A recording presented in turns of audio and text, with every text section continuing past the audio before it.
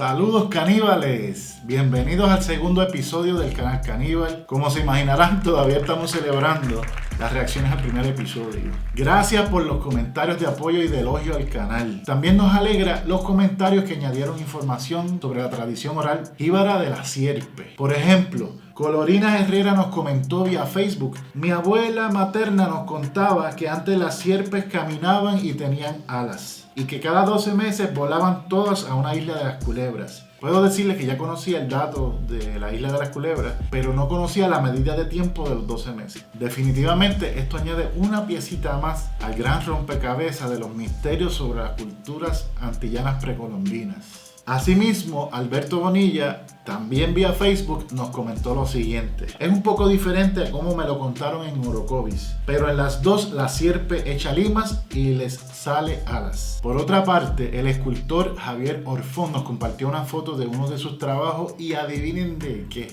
Pues nada más y nada menos que de una sierpe de 2 cabezas que habitaba la cueva de las mulas en las Cavachuelas, en Morovis. Esto según la tradición oral que escuchó en dicha zona. Gracias otra vez por su apoyo. Parece que el canal Caníbal va a echar alas como la sierpe, pero no para irse a la isla de las culebras, sino a su corazón. Qué cursi se escuchó, pero es la verdad. Para los que no me conocen, mi nombre es Roberto Pérez Reyes, soy investigador independiente y autor del Secreto Mejor Perdido, y hoy continuaremos con la segunda parte del primer episodio titulado Secretos de la Sierpe Jíbara. Si te lo perdiste, pincha por ahí el enlace que anda por ahí flotando para que no te enredes como cabulla de trompo mal amarrado. Dicho este detalle, comencemos.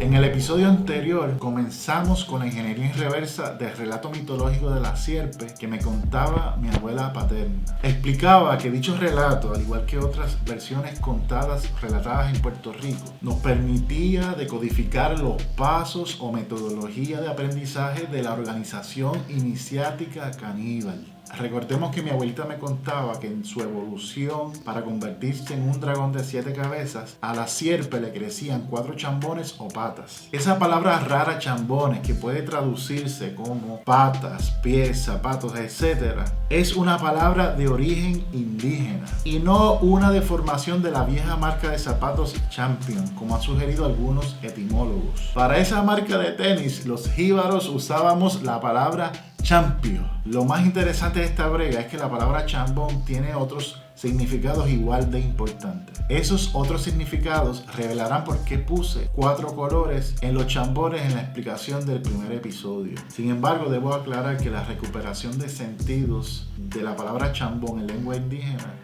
no será en lengua arahuaca, como deberíamos suponer de lo aprendido en las escuelas y universidades del estado. El maravilloso y confirmativo contenido de la voz chambón solo puede ser extraído en lengua maya o mayatán. Sí, Centroamérica.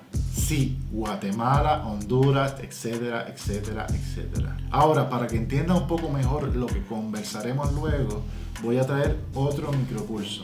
Pero esta vez no será de los hallazgos esenciales de mi libro, sino de una nueva sección que bautizaremos como Academia Caníbal. En esta ocasión hablaremos de Oscar Lamour Valentín y el maya indoantillano.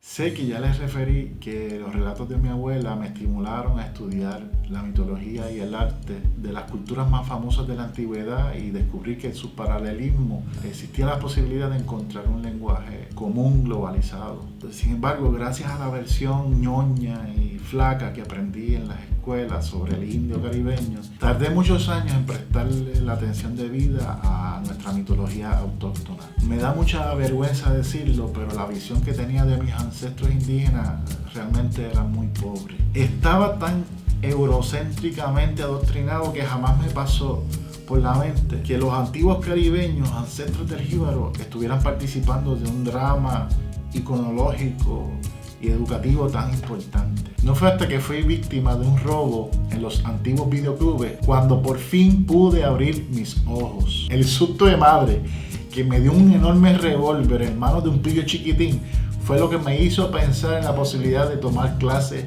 de artes marciales. Fue en esa gestión cuando conocí al maestro de Kung Fu, Watibili Báez Santiago. Wati, como lo llamamos cariñosamente, es también un investigador independiente de la cultura indígena jíbaro boricua. De hecho, él es coautor del libro Puerto Rico, la gran mentira. A los que les interese adquirir el libro, el enlace está disponible en la descripción de este video. Wati fue el que me introdujo a las investigaciones del señor Oscar Lamour Valentín, un investigador jíbaro del pueblo de Lares que desde los años 70 estaba planteando que los jíbaros de Puerto Rico hablaban y aún hablan en parte en lenguaje maya o mayatán. Algo bien extraño y hasta absurdo era que aunque Oki se codeaba y se carteaba con intelectuales académicos internacionales de la talla de Noam Chomsky, el lingüista norteamericano que dirigió el Wall Street Movement, y otros como Thor Heyerdahl, el famoso nauta que dirigió la expedición del Kon-Tiki, acá en Puerto Rico muy pocos conocían su extensa obra. Para colmo, lo que llegábamos a escuchar de estas investigaciones terminábamos como que frunciendo el entrecejo, así como que no podía hacer,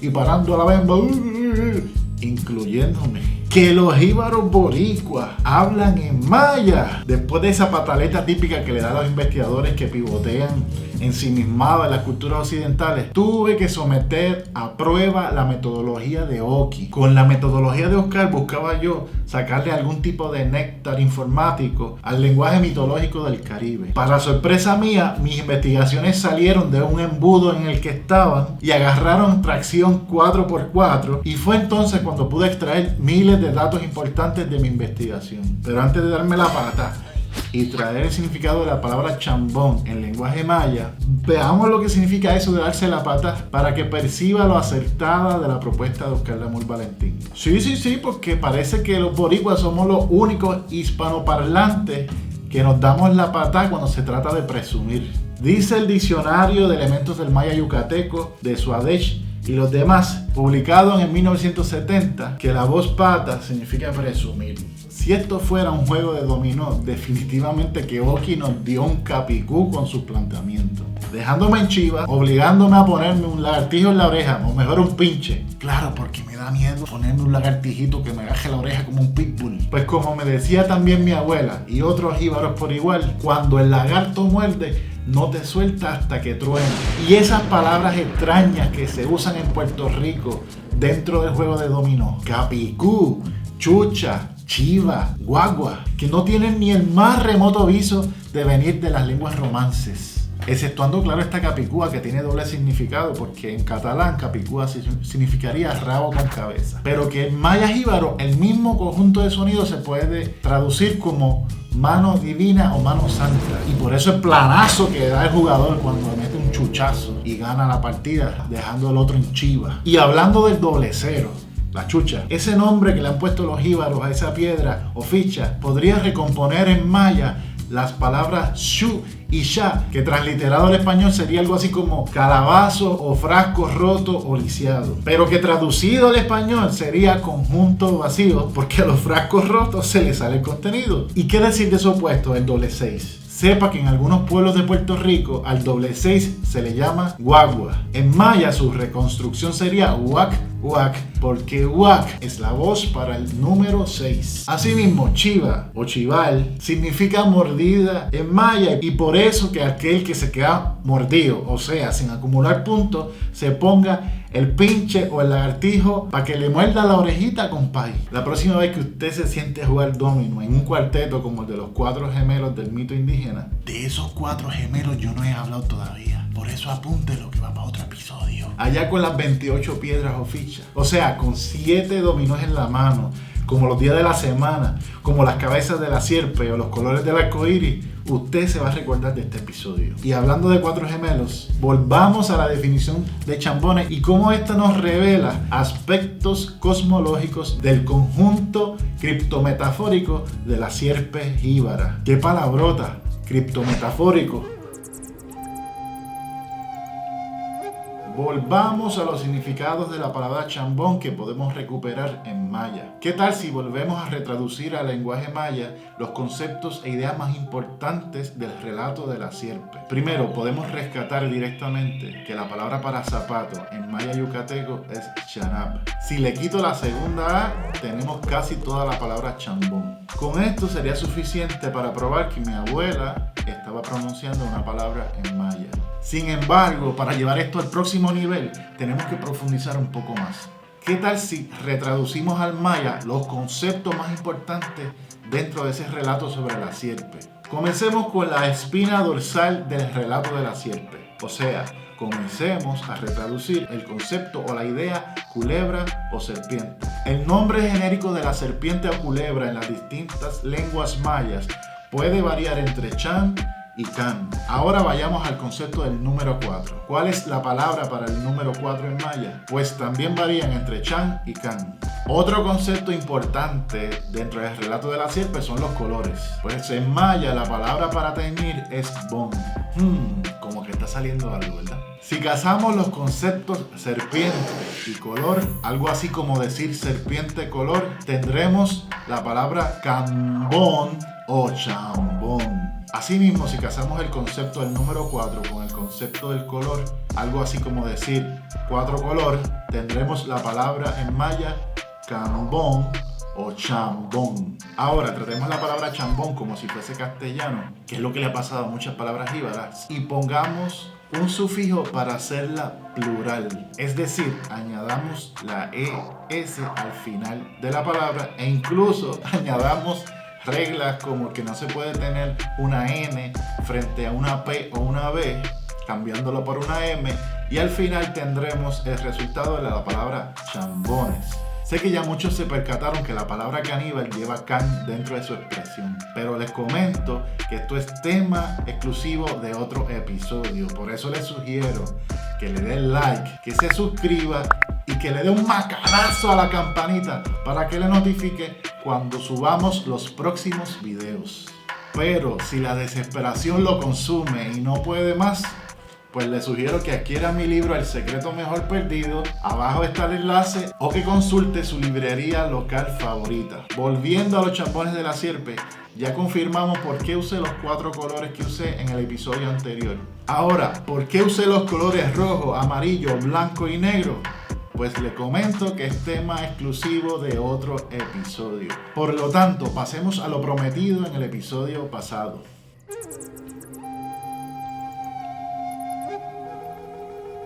En una conversación reciente que tuve con mi pana Yaniel Román, quien me concedió una interpretación suya del personaje misterioso que se enfrentó a la sierpe y la cual presentaremos más adelante, surgió la solicitud de abundar más en la cuestión de las 7 cabezas vinculadas a los 7 colores, la sabiduría y el conocimiento.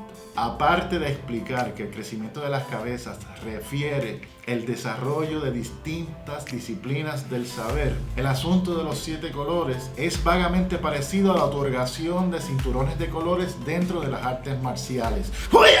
La diferencia entre las artes marciales caníbales y las artes marciales asiáticas gravitaría en que en el método caníbal no existe un orden específico en el desarrollo de las cogniciones asociadas metafóricamente al crecimiento de cabezas con los colores del arco iris. Aclarado eso, profundicemos en otros detalles sobre el relato de la sierpe.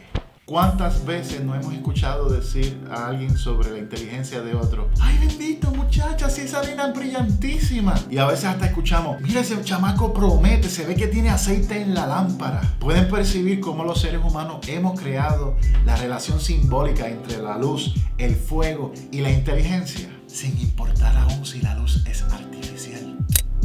Pues la sierpe es una criptometáfora de la sabiduría asociada a la luz y su espectro en su estricta definición científica, dado que la luz, como ya es de conocimiento general, es una radiación electromagnética percibida por el ojo humano que se comporta como partícula y como onda. El movimiento ondulatorio de la serpiente al desplazarse y la morfología de un cuerpo sin patas, lo cual lo hace semejante a una cuerda, es ideal como metáfora para encriptar el concepto de que la luz se comporta como onda. Las 7 cabezas de la sierpe es la metáfora ideal para representar la dispersión refractiva de la luz a través de un prisma. Exactamente lo que pasa cuando la luz del sol atraviesa las gotas de agua en la atmósfera y se forma el arco iris. Con esto en mente, traigamos los personajes decapitados precolombinos centroamericanos del primer episodio e intente interpretar con este conocimiento lo que usted ve en pantalla. Las 7 serpientes entrelazadas como sogas sugieren que estos antiguos pueblos precolombinos conocían las cualidades de la luz que hoy día conocemos. También sugiere que lo que hoy conocemos como alma y espíritu tenía alguna relación o estaba teorizado como una especie de cuerpo lumínico ligado al concepto del pensamiento y el cual sobrevive a la muerte. Pero sé que con nuestra actual educación occidental podríamos esperarlo de las culturas civiles, centroamericanas, continentales, pero no así de la cultura jíbara de Puerto Rico y menos aún de sus ancestros indígenas antillanos. Muy probables recipientes de esta sabiduría encriptada genialmente. Ahora, existe un detalle en la tradición oral jíbara que no he discutido aún, que confirma que el relato de la sierpe incluye una capa de saberes sobre las particularidades de la luz asociadas a la polimatía, es decir, a la educación versátil de tener muchas cabezas, metáfora de tener muchas mentes y ser multidisciplinado. De los abuelitos y abuelitas que recuerdan mejor la tradición oral de la sierpe, hemos escuchado que algunas sierpes logran hacerse crecer hasta 9 cabezas. Y como esto se trata de traer paralelismos mitológicos e iconológicos alrededor del planeta, les cuento que en la India también existen nagas de 9 cabezas. Asimismo, en Japón sobrevive la tradición mitológica de la sierpe de 9 cabezas. La vemos en la serpiente mitológica Xiangliu, y que los otakus me perdonen la pronunciación. Esto pudiera confirmar que tanto en la tradición gráfica de la India como en la tradición oral de los jíbaros de Puerto Rico conocían de algún modo la frecuencia de onda llamada infrarroja, que va antes del color rojo en el espectro electromagnético, y la frecuencia de onda ultravioleta que va después del color violeta.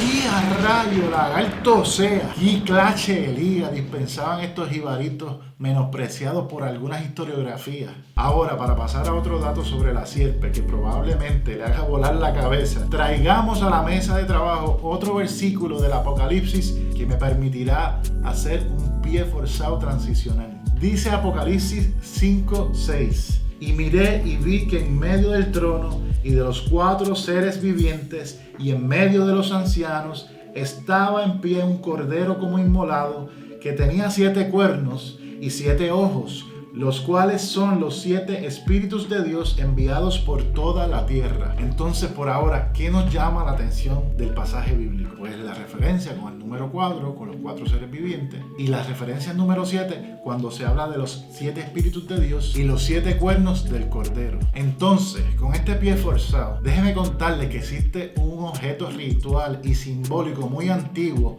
dentro de la tradición hebrea que bien pudiera asociarse a este versículo y a la sierpe en todo su esplendor lumínico. Me refiero al menorá, el famoso candelabro de 7 brazos que usan los judíos actualmente en sus ceremonias. No voy a explorar el contenido criptometafórico que se puede rescatar del menorá, pero sí voy a compararlo iconológicamente con la sierpe. También debo hacerlos conscientes que en la tradición judía existe otro tipo de candelabro con 9 brazos y 9 flamas que se llama el Hanukkah o menorá del Hanukkah. Asimismo, sí, como la serpiente de 9 cabezas de los jíbaros, el Xiangliu de Japón y las nagas de 9 cabezas de la India. Interesantemente, en una conversación reciente que tuve vía teléfono con José Noel Velázquez del pueblo de Juncos, me recordó que los serafines del Viejo Testamento refieren serpientes. Cabe añadirse que algunos teólogos sugieren que la voz seraf y serafín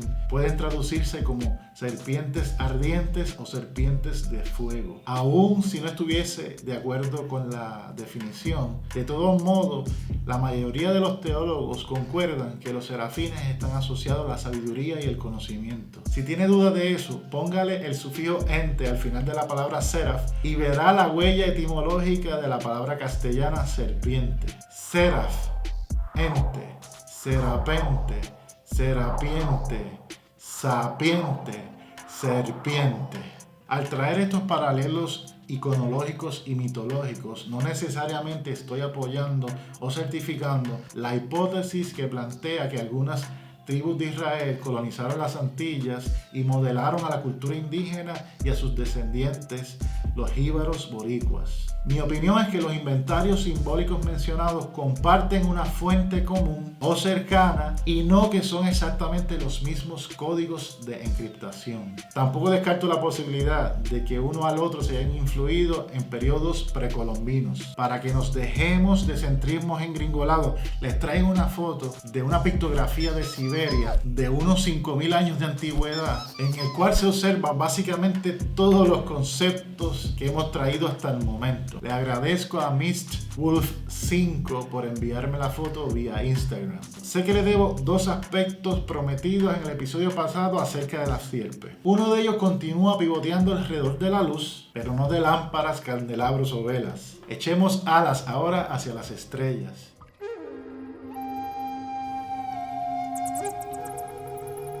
Las criptometáforas del conjunto de lenguajes que yo he llamado los antiguos lenguajes científicos son como Shrek y las cebollas. ¿Apestan? Sí. No. ¿O te hacen llorar? No, burro, que tienen capas y capas y capas de significado. Otra forma de decirlo es que los signos intercambiables de este código universal planetario son polivalentes. O sea que tienen múltiples valencias o valores recuperables. Para demostrarlo expondré el aspecto astronómico de la sierpe y cómo ésta configura una de las constelaciones más importantes del cielo nocturno. Hablamos de la constelación de Escorpio y de su estrella guía Antares. Curiosamente, Antares es una estrella rojiza muy brillante que parece estar en el corazón de Escorpio.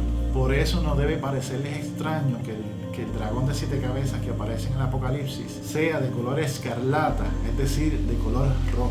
Revelada ya la identidad astronómica de la sierpe, mi última deuda es revelarles también la identidad del personaje secreto que se enfrentó a la sierpe dentro de la literatura puertorriqueña.